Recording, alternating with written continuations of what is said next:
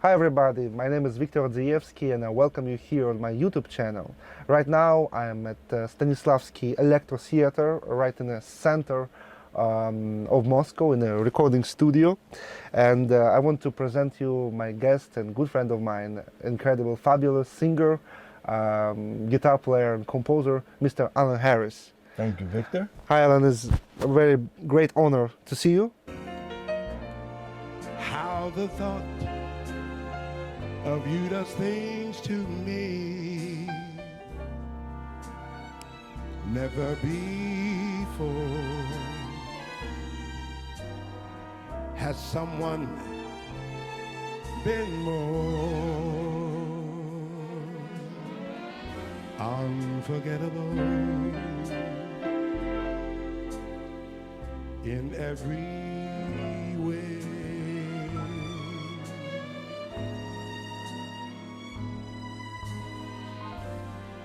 And forevermore, that's how you say.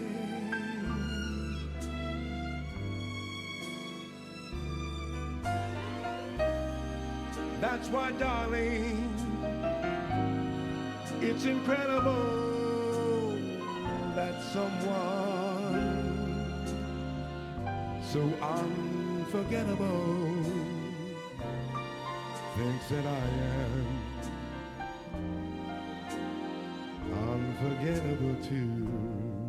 You don't know about this, but I listening for the music of Allan since I was a really super kid. So I grew up with this music. Wow.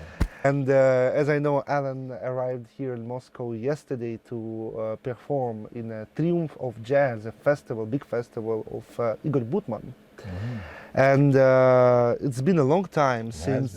Yeah, it's been a long time since we saw any of New York jazz cats here in Moscow. So my first question, of course, about your motherland, about your home. Mm-hmm. How is going right now in New York and in the United States in general?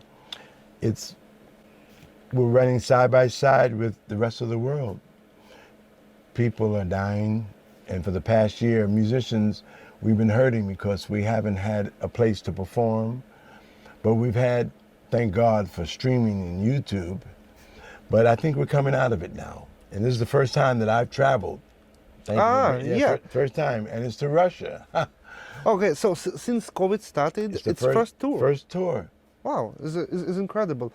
Actually, I saw that, I heard many stories that United States kind of locked and is kind of impossible to go there or to musicians to leave the country and to go to play somewhere else. Maybe it was just a few months ago, maybe it was before new elections, before Biden won the elections. Yeah, it's been pretty bad. We've had to be locked down because everyone was fearful, scared. Now that we have vaccines, people are coming out of their shell and they're starting to play live. Clubs are opening up little by little, and people are starting to travel abroad. I'm one of the first ones. Yeah, this is for sure. Mm-hmm. I think you're first American jazz music. I don't know about all musicians, but jazz musician for sure, which came here. What about the musicians right now in the United States? Sorry if I started from this pretty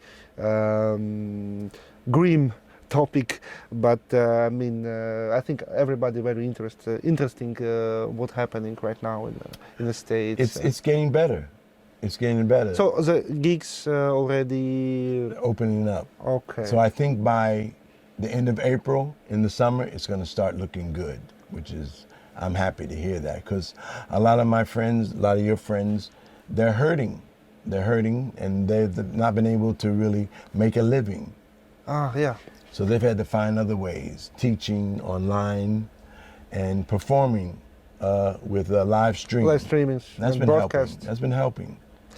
And what did you do during the COVID? Did you compose new songs, or you're practicing, taught somebody? Mm-hmm. I did all the above. We finished my new record, which was good. Okay. We finished that, and it's been getting really rave reviews in Europe and the United States. So we're waiting now to start touring in the summer. Ah, okay, yeah, You know. I was on your website, so I saw the dates. And also there was an article on Downbeat magazine. It's coming out Yeah. in April, and I have many articles now. It's been picked #1 in London and in France, Okay, and very in well. Germany they did a good article. So it's I have hope for the future. Okay, guys, remember me to write one in Russia also. That's right. Yeah, we have also some jazz magazines where we can publish. It's, of course, it's not that great, maybe as Oh, Downbeat. it is. I'm here. Yeah, I'm here. you know. yeah, that's it's incredible. I'm glad to be here, Victor. Thank you. So if you write about me, I will be honored. Ah, it's a pleasure for me. So, what about this album? Could you please tell a bit more what will be there exactly and what we can wait? The album is called Kate's Soul Food, Okay. and it's my aunt had a restaurant. Ever hear of the Apollo Theater? Pavlov's, yeah? The Apollo in Harlem, the Apollo Theater. No. Yes, you have. I must to go. I must to You've go. seen it. You've heard it. I promise you, when You've- this COVID finished, I will go there. This Well, my aunt in the 60s and 70s had a restaurant down from the Apollo, and everyone would Miles Davis, Duke Ellington, Temptations, everyone would eat there before their show. Ah, okay, that's And incredible. that's what that record is about. It's about my childhood going to that place. So on when the you weekend. was a kid, you My- met all these guys. Yes, I sit there in my aunt's restaurant and see Duke Ellington, Sarah Vaughan, order their food and take it backstage. Even Duke Ellington. Come on, you are not that old. Yeah, when I was a little child. Yes. I mean, it's a dream, I think, for most part of the people, the jazz fans, to see these people alive. You know, right now we have just little pieces of that fire, I know. which I was right on the end of it as a child. I saw so many of the Count Basie Orchestra. Yeah, it was really wonderful. It was Dizzy Gillespie, as well as R&B music. James Brown. yeah. You know, it was really wonderful time in my life. Thank you that you save these traditions and bring it for us. Okay, and this tour will be mostly in the United States, or it will be also in Europe. Where do you going to go? I'm gonna start in the United States. I'm gonna do the South, a little bit of the West, some in New York, just to get our feet wet, you know, because people are hungry to see live performance, but they're still a little scared of the pandemic. So we're gonna get our feet wet in maybe Yeah. 10 or 11 gigs in the summer. That will be complicated, I think. Yeah. With all these limitations and other Very stuff. much. So I want to ask you about exactly your attitude to these limitations, and what you think about how governments, okay, let's say United States or any other governments, fight with this COVID danger. Do you agree that musicians must stop playing and go online, or you think that these limitations, like big, really strong limitations, is not necessary? Well, for the past year, it has been necessary. Yeah. Because the government shut everything down, and it's been sad. You know, a lot of musicians have hurt themselves financially, but like I said, these new vaccines, people are coming out, and there's hope. 3 months ago, it was dark. Everyone was dark. Oh. Yeah. But now there's hope. Plus, we have a new president, and there's hope. We won't get into that. We'll talk. There's But hope. do you like him? Politicians, you know, but he's better. He's a lot better. Okay, this is already something. You know, he's a lot better, and musicians are happy because he likes the arts. He's starting to give to the arts. He's starting to open up doors that our last president closed. Yeah, okay. So things are okay. Things are going to be all right in a few months. It's going to be rough, but it's going to be okay. I hope so. I do I too. hope soon because I mean, how long we can stay Not long. in this crisis? I mean, it's not about the money even. It's No. a psychology. I mean, It's here. People and are. people can't feel fear always. I mean, there is a moment when you just stop to feel scared because you can't make it anymore. Your brain and your soul just refuse to do it. And it was, I mean, some musicians in Europe, first of all, which friends of mine, they went to this point. They now live in completely new reality. I wanted to ask you about your last visits in Russia. I mean, you already here a few days, let's say. So, do you find, how do you feel it? Did something change since you was here last time? I've not felt a big change because the Russian people, to me, are so strong. Really? You are strong. I mean, you've come from Napoleon, Hitler, Bolshevik, Cold War. Now, I mean, you are a strong people. And I love that about you because you, no matter what happens to you, you pull yourself up and still love, and that's wonderful.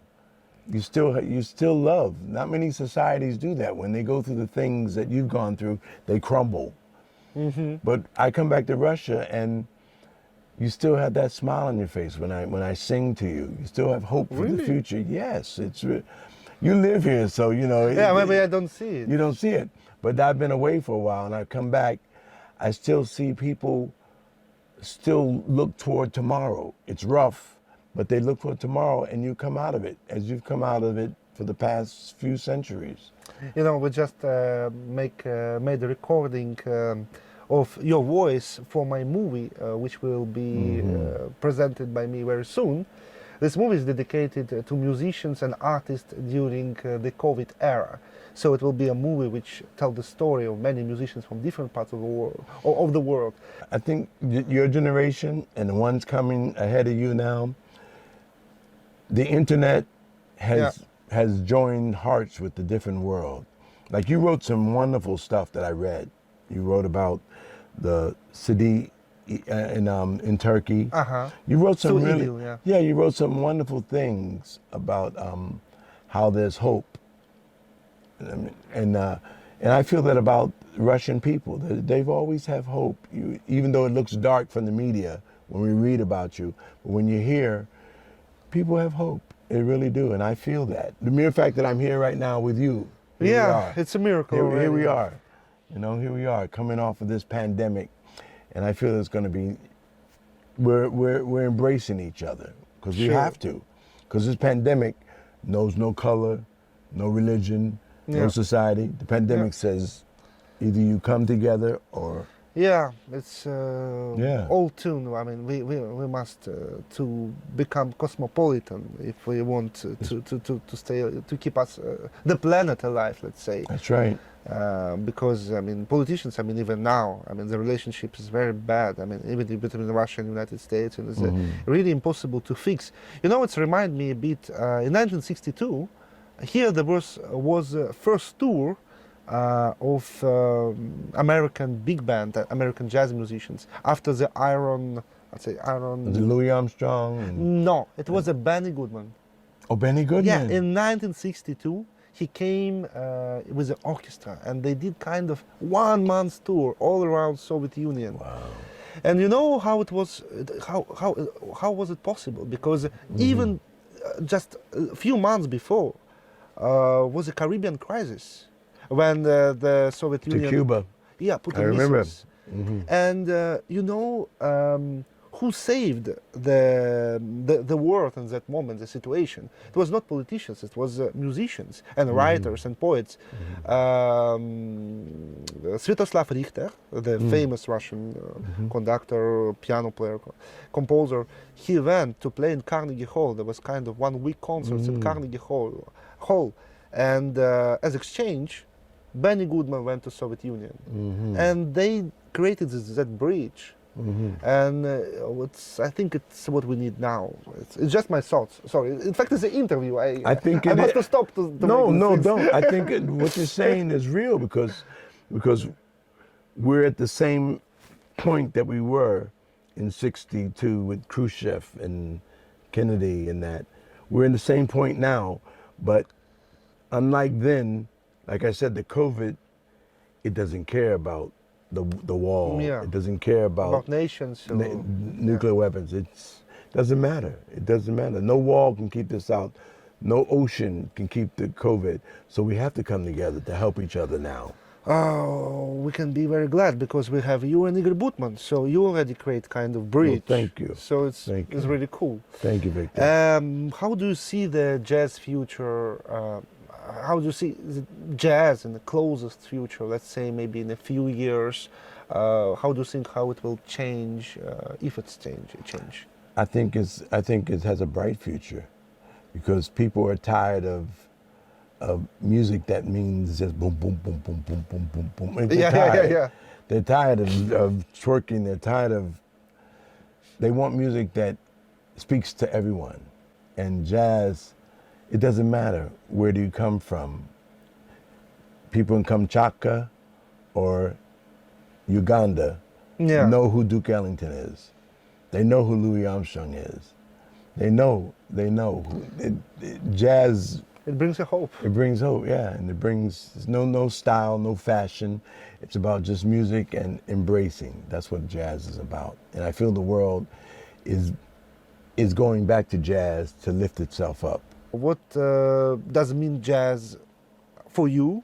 Okay. And where is the limits? The limit is here. Jazz to me is free. It's free thinking.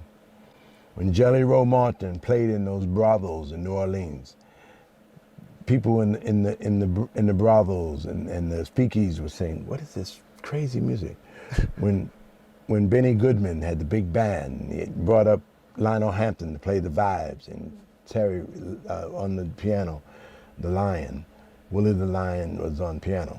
You know, when Billie Holiday sang Strange Fruit, you know, when Stan Kenton did free jazz, or when Bop came along, it's all about thinking freely.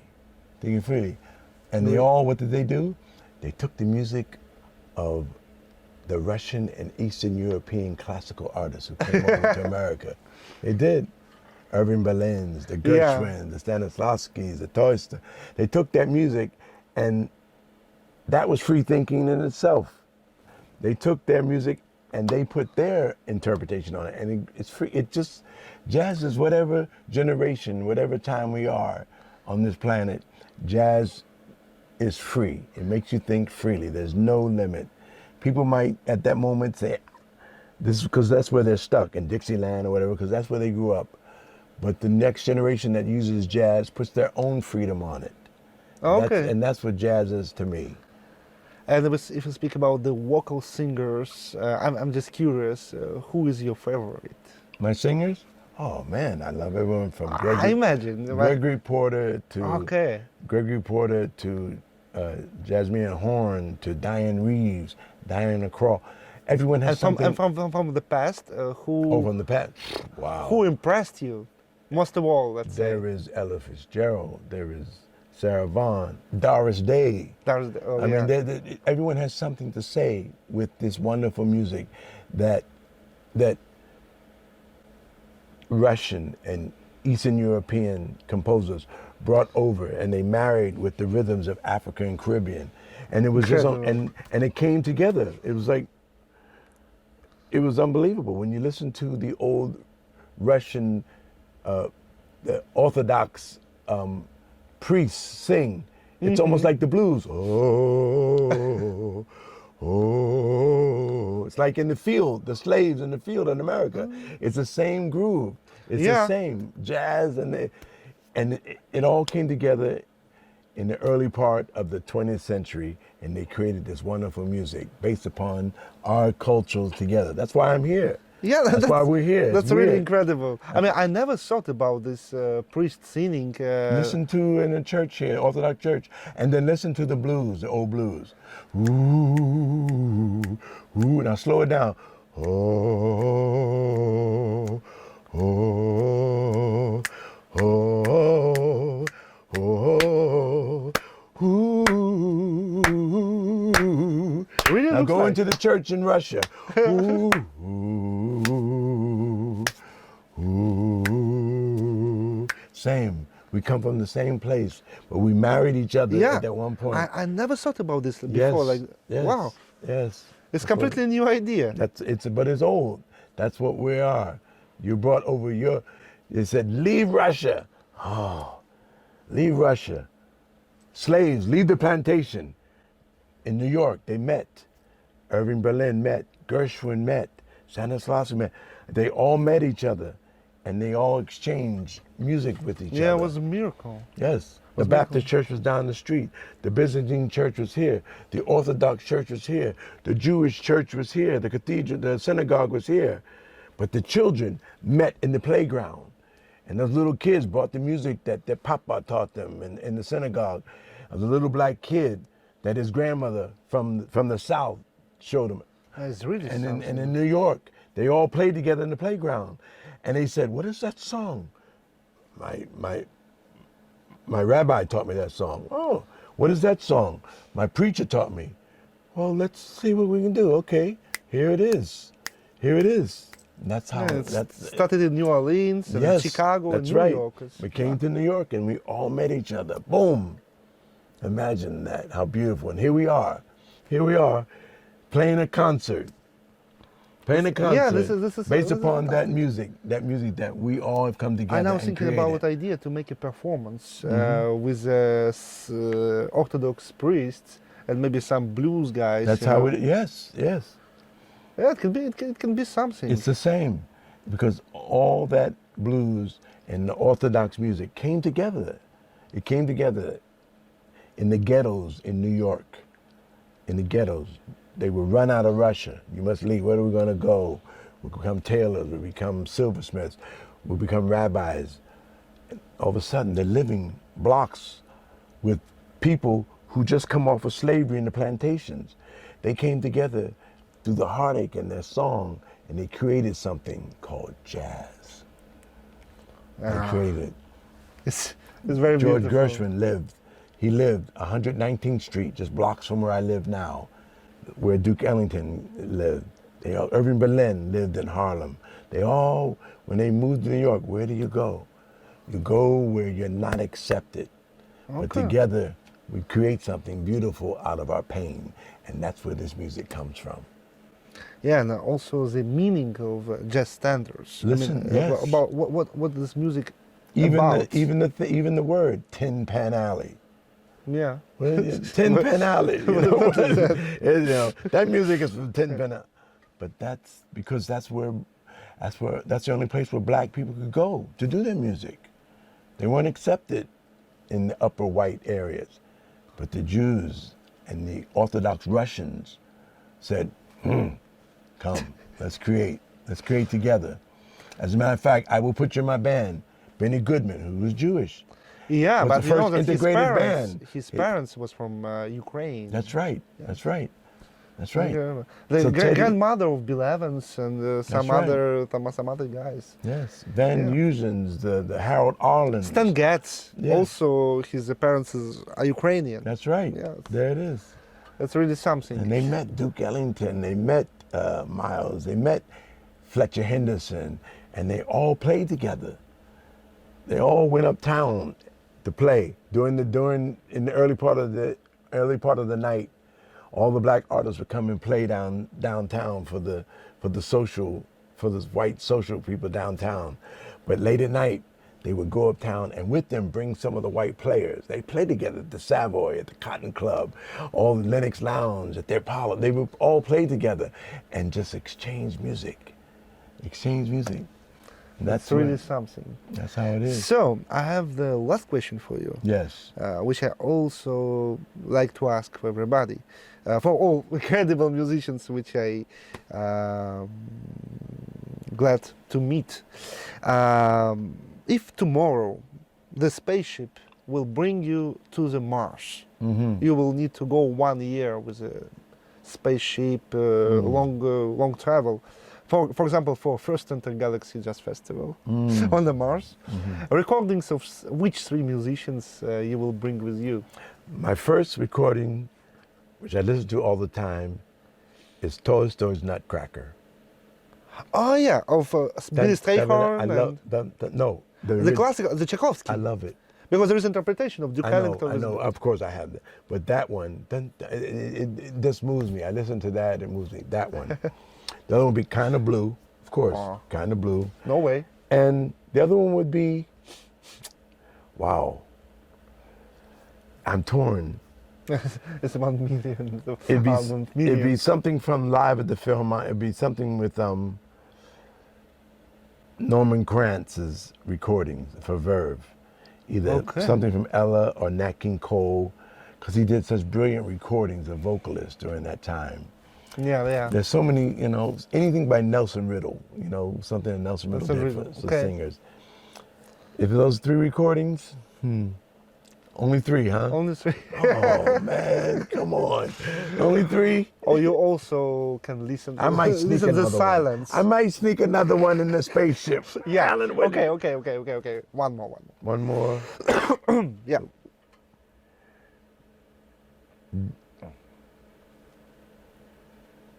Either Something Fusion by Miles Davis or Jimi Hendrix, Axis Bold of Love. Oh, wow, Jimi Hendrix. Axis Bold of Love, that album. It was unexpected. It was Jimi Hendrix, Axis Bold of Love, because there was something about that period of time where rock and jazz cross each other. And Miles said, I'm doing Bitches Brew with John McLaughlin and Herbie Hancock and that.